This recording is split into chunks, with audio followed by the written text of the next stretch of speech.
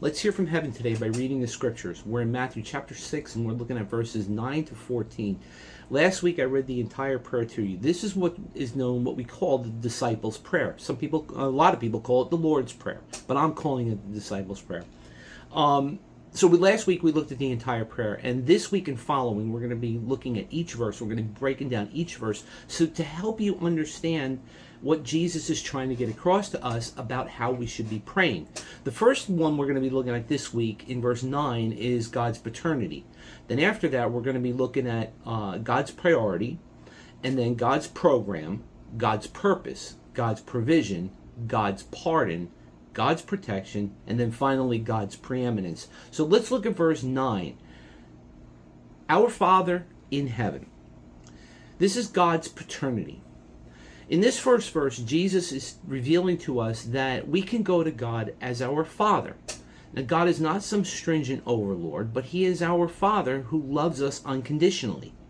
The writer of Hebrews in the New Testament says this in chapter 4 and verse 16, "Let us then approach God's throne of grace with confidence, so that we may receive mercy and find grace to help us in our time of need."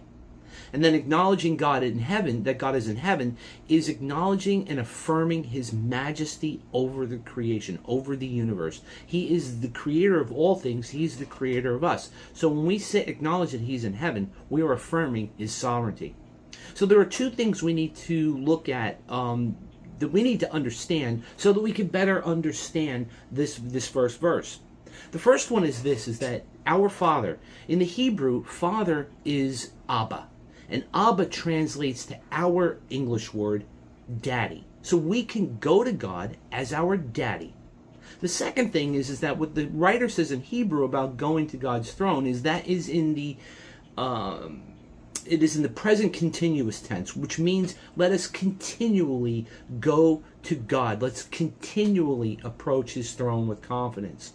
So the lesson here in this first verse is that we can continuously approach God as our daddy, a daddy who loves us, who protects us, and provides for us. So start praying that way, praying this way today.